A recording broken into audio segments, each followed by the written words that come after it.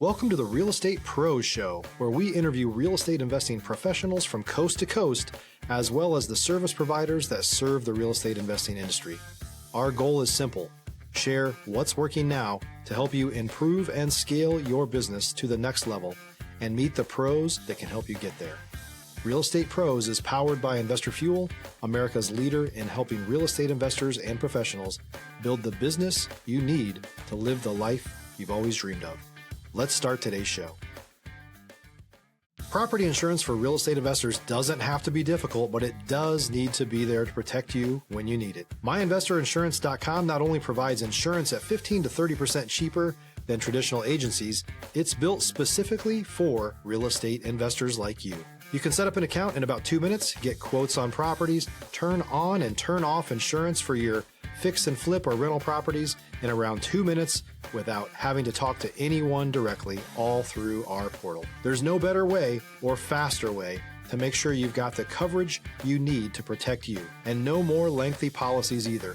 Once you're set up, you're billed monthly and prorated by the day for however long your policy is active. It's powered by MSI, the third largest independent MGA, with 1.5 million customers and more than $1 billion in cumulative premiums written. Get set up today in about 2 minutes at myinvestorinsurance.com/fuel. Welcome to the Real Estate Pros Podcast, or welcome back. As you know, or as you are finding out, we interview the nation's leading real estate entrepreneurs here on this show. And today I've got an awesome guest with me. We've got John Morey in the studio today. And I'm super excited to talk about his experience in real estate. He's been in the investing space for almost a decade. And he has a very interesting story, and we're going to talk about how he has danced his way to success in real estate investing. With that being said, here at Investor Fuel, we help real estate investors, service providers, and real estate entrepreneurs 2 to 5x their businesses to allow them to build the businesses they've always wanted, to allow them to live the lives they've always dreamed of. So, with that being said, John Morey, welcome to the show today. Excited to have you on. Hey, man, I appreciate the opportunity. This is exciting. Absolutely. So I'm really excited to talk about today's topic.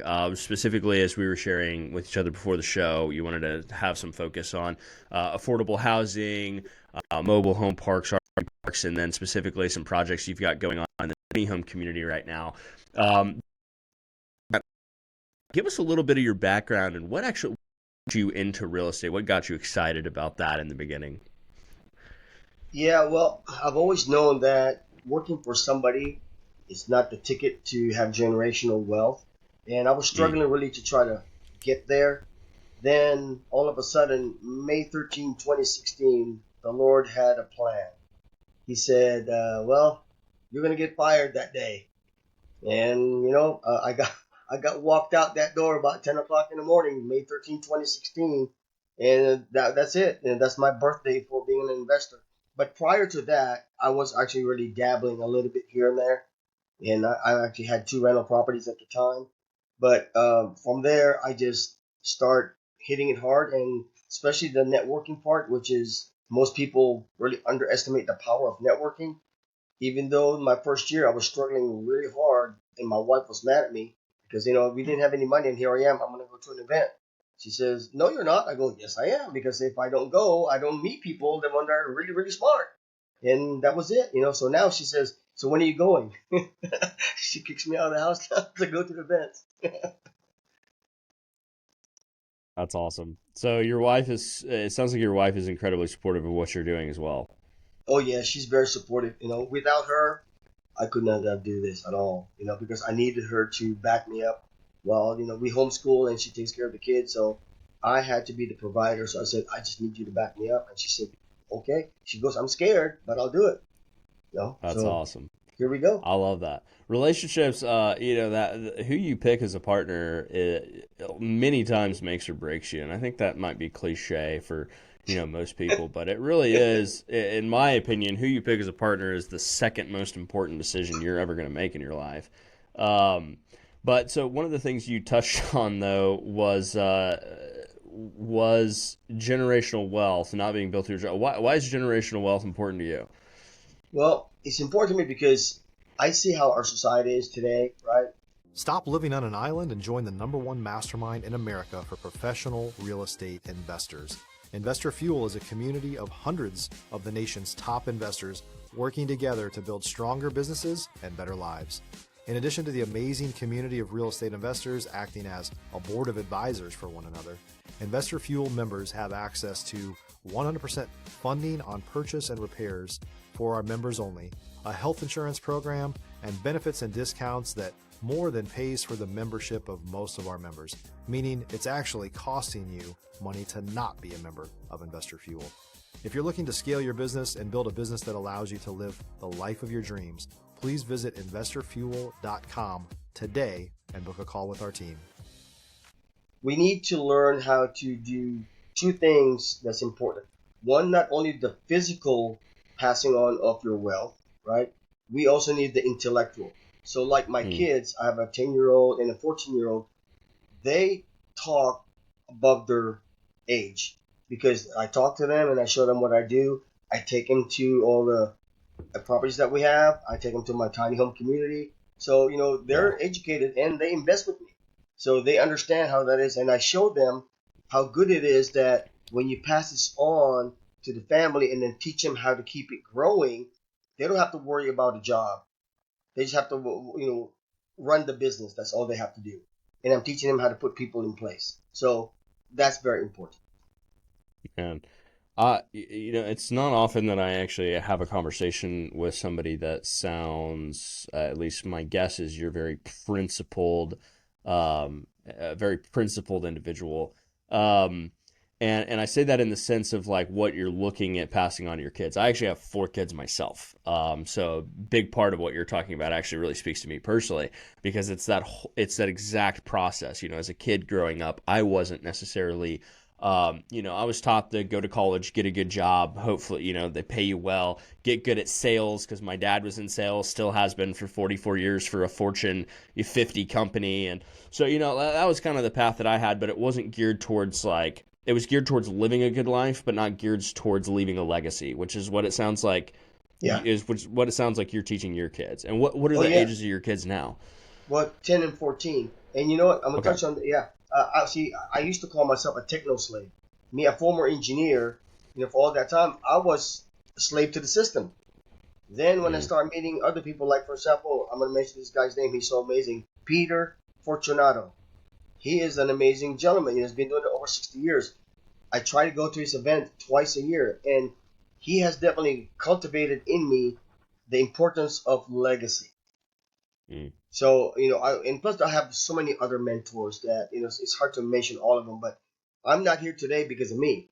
I am here because of God, my family, and my connections, my friends, the ones that have helped me. That's why I'm here. I'm just the guy I'm just the one pushing the wheelbarrow, right? But everybody else contributes to it. So. Right. Yeah, 100%. Love that. So now, what was it when you got started to where you're at now? Because it sounds like when you got started, your kids were like little, right? Very little. And so now where you're at, getting buy-in from them, showing them what dad's doing, how do you think that's shaped your journey in real estate of knowing like what you're doing is going to eventually be for them? And then what is it like for them in their experience? Do you ask questions to them sometimes of like, do you understand what's going on? Like, what does that look like? Because that seems like such an amazing relationship. Yeah. So I have a friend, Andy Teasley. So he's the one that likes to use comparisons to an animal when explaining how real estate works. So I kind of did that too with my boy. I said, hey, Gabe, do we eat the chicken or do we eat the eggs? He says, well, we're always just going to eat the eggs. I go, why? Because if we eat the chicken, we have no eggs. So we just keep eating the eggs. I said, oh, okay. So what happens if the chicken gets old? Well, we keep 1 or 2 eggs, make them hatch, create more chicken, and then we kill the old chicken. I'm like, okay. I thought that was really good. He came on his own. He did it on his own. I said, that's awesome. Wow. Now, how did you teach him that? I mean, it's almost like there's an instinctual thing like that he just gets it maybe. But what did you instill in him to be able to come up with that?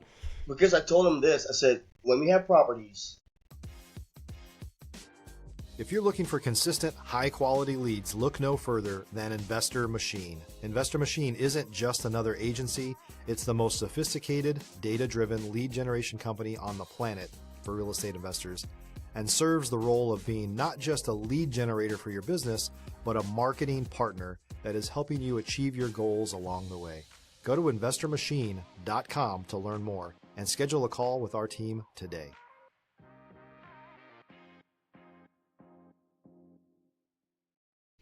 I said, that's how we live. I said, because we get the income from that, the property, pay all the expenses, then whatever's left over, that's how we live. Now, what happens if I sell one of those properties? He said, then we don't have that money. I said, oh, okay.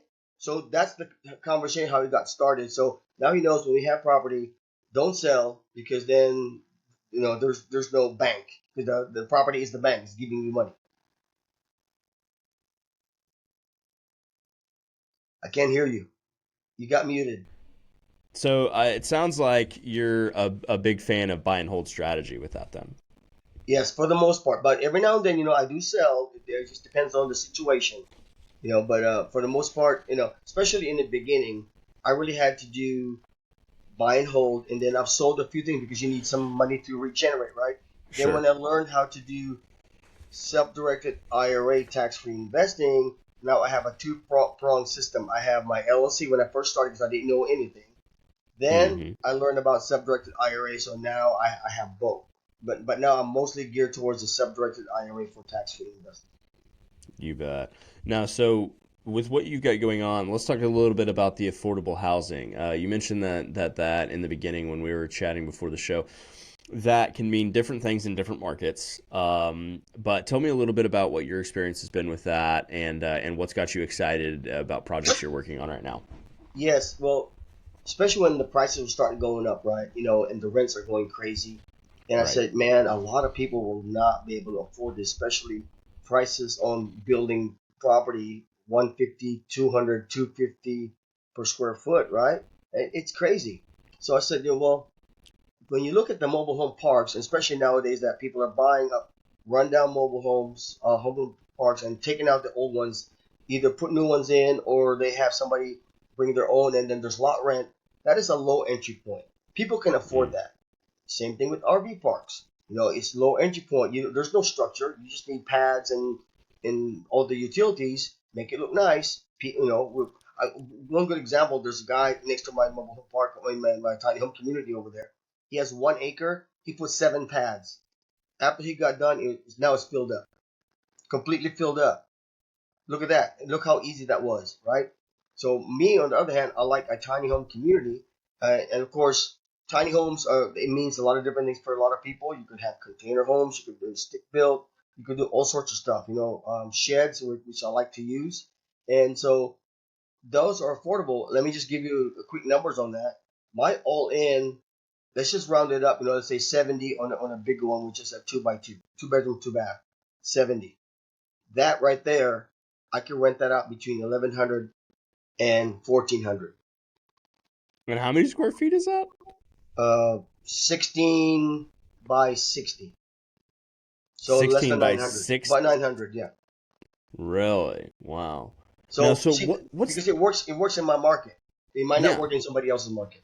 right. What's the type of demographic that like lives in a tiny home? Okay, you're not going to get the high end people, right? Okay. Now, you might get some of the low end people that want to invest, the people that are really working hard, but they just don't make a lot of money. However, there's that, I call it the mid low folks that they want a nice place to stay. They don't mind paying a little bit more. So that's who I'm actually going to cater to. And also about the screening, right? It's all about screening. You see if they qualify. You want to make sure that they have good income.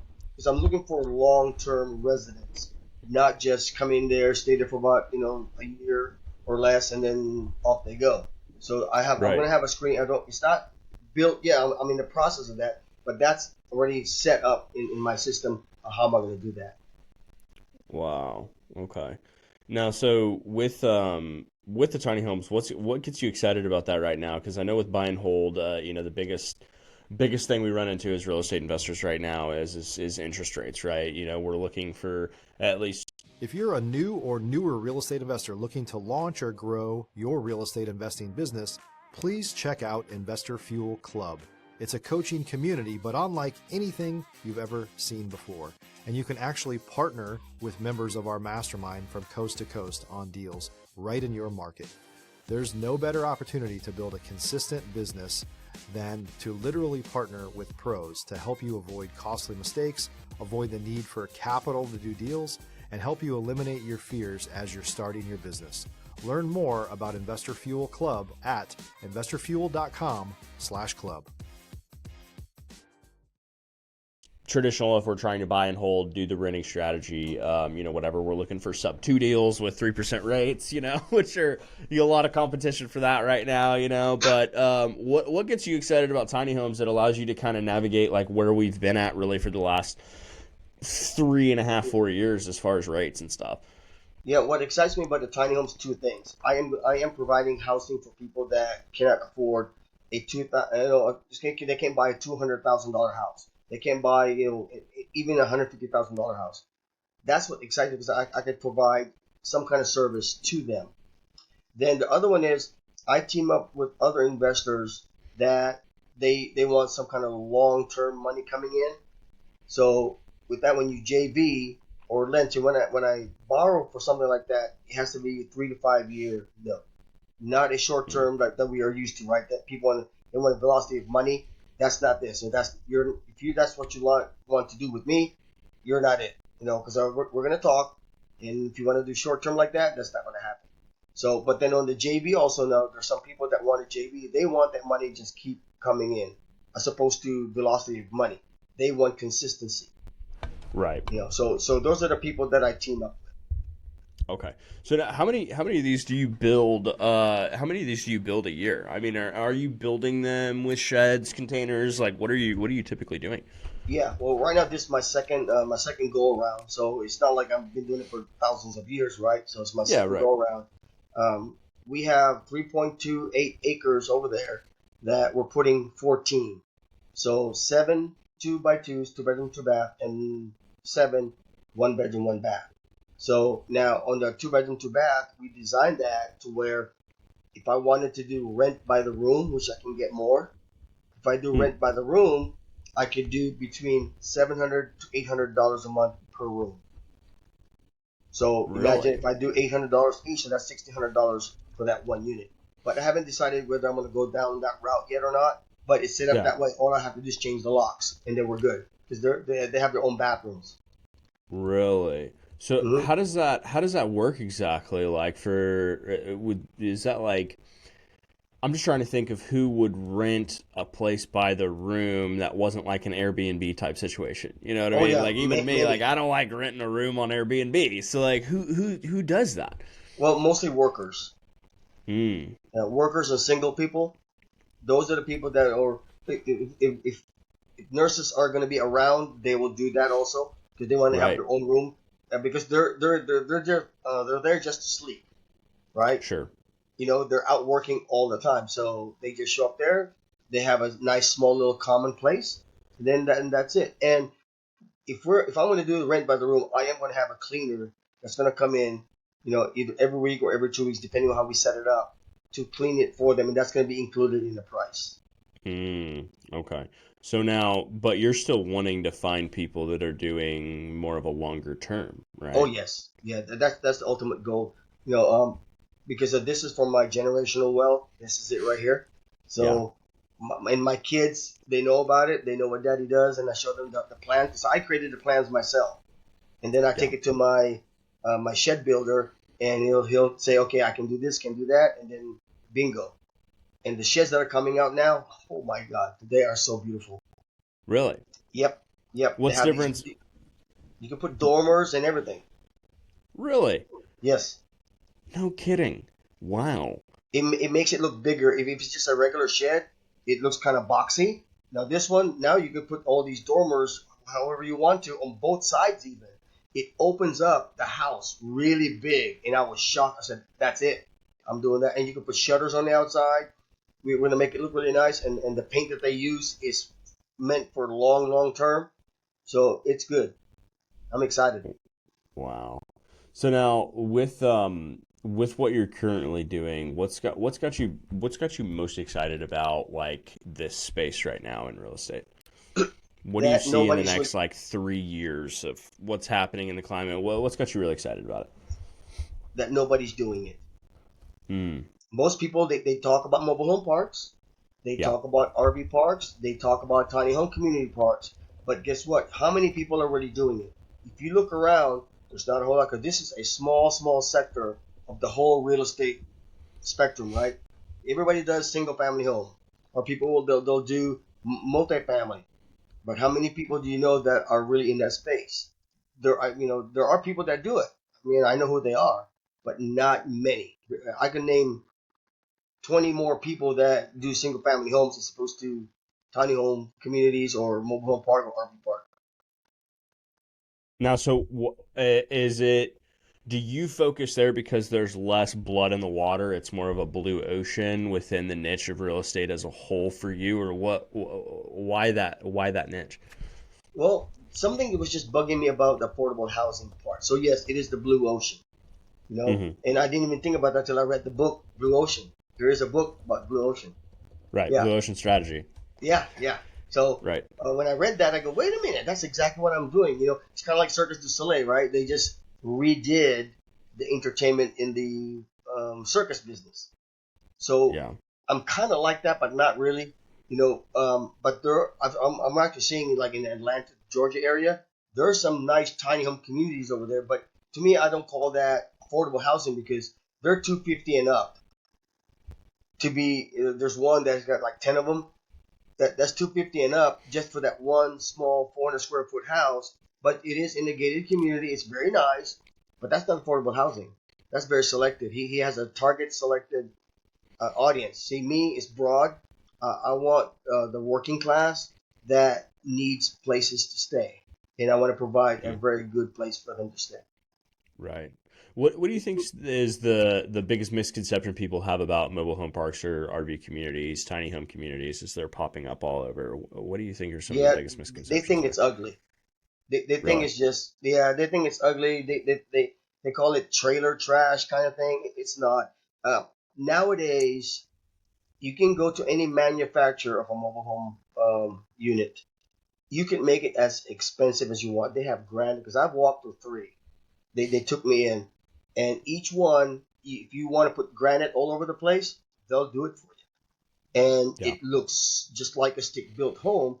But people just have a big, I guess, stigma that it's a trailer and they don't like it. But there are Right. many mobile home parks out there now that some of these investors that cleaned up. They are so beautiful. They really are. And now everybody knows about RV parks, right? But RV parks also there's a wide range of styles. You could have the resort type, which is that's millions and millions of dollars to do, or you could have the single like that 1 acre guy that I told you about. It's nice, it's clean, but he just has pads and then utilities, and you're done. You just park your RV right there. So there's a wide range also in there. Tiny home communities, it's not so popular yet. It will be because it's also low entry point. Now there you could use containers if you want to. There's a lady I can't remember her name. She did actually a full community of container homes, and those are her tiny home community. Nothing but container homes, and it's beautiful. I'm like, man, she's hot. She knows what she's doing. Sure. Yeah. So for somebody listening that like wants to get into affordable housing, for example, tiny homes, mobile home parks, RV parks, what's the best way to start without a ton of capital? Because I mean, correct me if I'm wrong, but in your past careers as a salsa instructor, and maybe I'm wrong here, maybe you were making $1 million a year doing that. But No, it like, was how not. does somebody get started doing what you're doing now without like a ton of capital? Is it raising funds, or tell me a little bit about that? uh, the best thing really is to network. Again, it goes back to what I said before. I'm here today because of the network. You have to attend your local area, right? RIAs or travel, and then start asking people, about that. Say, hey, by the way, I'm thinking about doing this. What do you guys do? That type of stuff, and just ask around. And it is going to be a struggle at first because you're going to find out not many people do it. However, that's what they need to do, though. Start there. Then start looking for land. When they start looking for land, please make sure that the zoning is correct. It's right for it. Because zoning is critical. You can't do this in a city. They won't allow it. So you have to be outside. You have to be out in the county. Now, there are some counties that won't allow it either. Like, I have a friend that she's really smart at this. Her name's Lisa Englehart. She was the one that actually taught me a little bit about this. And she said there are some counties where she lives in the Virginia area that won't allow it, that kind of stuff. So you still have to look at zoning is number one. It doesn't matter what nice property you have. If the zoning won't allow it, that's dead. Can't do it. Wow. So that's actually one of the questions that I actually had written down was, what kind of zoning or legal hurdles do you have to deal with for tiny homes or RV parks? Yeah. Thank God that mine is no restrictions. Really? No restrictions. The only thing I have to Okay. deal with is the health department. Make sure that everything perks, the design is good and all that. And that's it, Then I'll just pull in the tiny homes. Wow. So no, what there's like there's a lot of hype around tiny homes right now. What's real with that, and what's just kind of buzz? Okay. That's a good question. Here's where the hype is. There's a builder close an hour an hour and a half away from me. They have a 2-year backlog on tiny homes. 2-year backlog. However, those are the ones that are on wheels and custom. So that's the high end. That's where all this hype is coming from. Is people like that people go online and say, hey, brother, look, I got this tiny home. It's nice. You put it on wheels, about 400 square feet, and then you plop it on your land and you're good to go, right? Well, that's not what I'm talking about, because that's not affordable housing. The one that I'm talking about is that people can either pull something like that, but it's lower cost, let's say $100,000 and below, or you can have a shed, or you could do a stick build, or you could do a container home, or whatever there. Like I hate to say this particular property, but it's called Boxable. Those people, yeah, that's you put there. It's easy. It's installed just like that. So those are the types that I'm talking about. That you could do multiple of these, 400 to about 1,000 square foot type property, and they're going to be affordable. And now you can rent them out because these are not luxury. So that's where the hype comes from. Is when you look at the tiny homes that they're promoting, those are the luxury type, and they're really really nice, custom cabinets and all that. That's not what I'm talking about. Yeah, totally. You're talking about an actual affordable solution for people. Yes, an So actual. That's right. was there a moment or experience that you faced that actually made you passionate about creating housing solutions? Oh yeah. Oh boy. When we wanted to do underground utilities, my guy calls me up and says, "Hey John, we have a problem." I said, "Okay." We're supposed to be digging down 3 feet. We hit rock at 2 feet. Oh no. I said, "Okay. So what is it going to cost to do that, to get a rock crusher and everything?" He called up. It's $1,500 a day for this rock crusher. And we're not even sure if we're going to get down 3 feet either. And we still have a long ways to go, like a few hundred lines. I'm like, oh no. So I had to make a decision. I'm glad that we made it anyway, that it's above ground, but the poles are really high. So you can't really tell that there's wires up there because, man, we put these big poles and way up there. Yeah, so it became above ground. But that was one of my moments that I was questioning, am I doing the right thing? Mm, But then I found out that no, it was the right thing to do. Because it still looks very nice. right. That's that's super interesting. So how does that relate to how does that relate to what got you passionate about creating solutions for people, like on the actual service side for the people that ultimately like rent out a home from you? It's been like maybe 3 or 4 years ago that I've already been investigating on this because I Yeah. keep hearing everything's rising, right? That's all I hear. And I said, there has to be a better solution. And of course, I ran into some friends that are doing Mm-hmm. this, like Andy Teasley, one of them. He loves to do that. And he just loves the mobile home community. So that's when I started traveling to these manufacturers that are close by to me and Mm-hmm. investigating what's going on. And I saw, wow, this is affordable. We don't have to do anything luxurious. It has to be nice and clean and safe. That's it. So, Sure. but it took 4 years after that but it was always in my head, we have to produce affordable housing because majority of Right. the people are where they're in that middle group, right? They're not always low, they're not always rich, right? They're in that middle group. That's the majority of the people. So that's what I Right. cater to. I want to cater to the majority, not to the high end, not to the low end. Yeah, definitely. Now, so with that, you also have the Southern Charm Real Estate Conference, and we're coming up on the end of our time, so I want to be respectful of your time and Okay. wrap this show up here at some point in the next few minutes. But tell us a little bit about why you started the Southern Charm Real Estate Conference and what led you to doing that and hosting that every year. Yeah, well, I'm gonna make it quick for you. Well, I travel a lot for real estate because I network, and that's how I got where I am today. But then Right. I was thinking, why don't I do something for the state of Alabama? We don't have anything like when I travel, some nice things. So I was looking around, and this actually happened 2 years ago in July. I just happened to go to Lake Gunnersville at the lodge, walked in there, and just talked to the manager. I said, well, you know what? I would like to have maybe this date, to do this event. She said, well, let me look at 1 second. This is where God comes into play. Somebody who had that date already booked just canceled. So it freaked me out a little bit. I said, oh boy, this is July. We held the event in September. Wow. Yeah, and we had our speakers and everything in 2 weeks' time.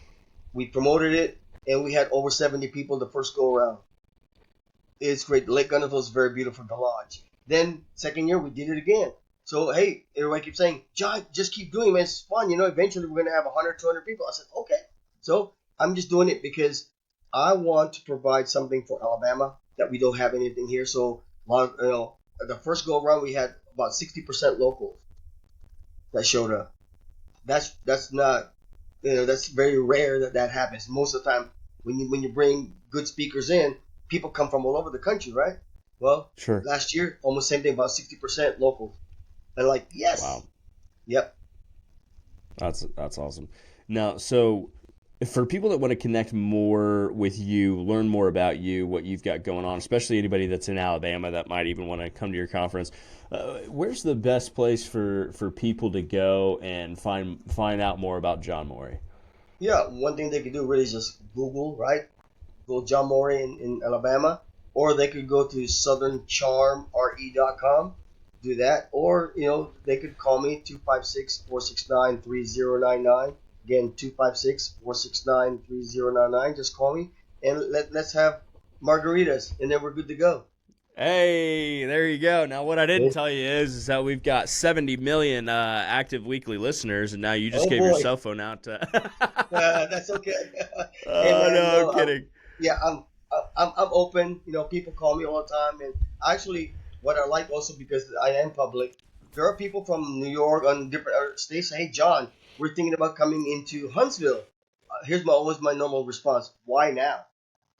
Where were you Yeah, 5, 6, 7 years ago when everything was really cheap?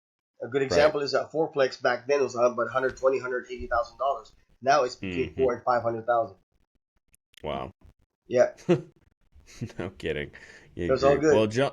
Well, John, I'm so glad you were able to join us today. And before you go, if you just had to share one last thing with our audience, um, if you put yourself back in the position in 2016 and really like sat with yourself there for a moment, but you were able to do it in the beginning with all the knowledge you have over a decade later, essentially. If you were able to go back to the beginning, do it all from scratch, what would you do different and what would you do the same? Different, I think I would connect more because I held myself back a little bit there. I'll connect Mm, more. what I would just keep on doing is be consistent. You have to be consistent. You have to be the master of the mundane. I forgot which book I read that on, but the things that seem like they don't mean anything, but if you're consistent with, like, for example, direct mail, right? Or you're out there driving for dollars, that kind of stuff. Those are boring things to do. But if you're going to be a master of that, that's where your lead's going to come from. So just be consistent and be the master of the mundane. You will be successful. Just keep at it. Love that. Well, John, thanks so much for being here today. We will see you probably on another episode, I imagine, here in the next few months, maybe for a part 2. But Thanks for joining us for today's episode, everybody. Make sure to subscribe and learn more about Investor Fuel, and go connect with John, and we will see y'all in the next one. Thank you so much. Thanks for joining us for today's Real Estate Pros Show. You can learn more about the amazing benefits of the Investor Fuel Mastermind community, including surrounding yourself with hundreds of other rock stars, 100% financing for your deals, and members-only discounts from vendors you're likely already using that, as a member of Investor Fuel, will save you more than the cost of your membership. Visit investorfuel.com to learn more. If you're interested in joining us as a guest of this show, please visit investorfuel.com/pros to apply. You can also check the show notes for access to free resources, how to get access to world-class lead generation, and much more. Don't forget to subscribe so you never miss another episode. Have a great day. We'll see you on the next show.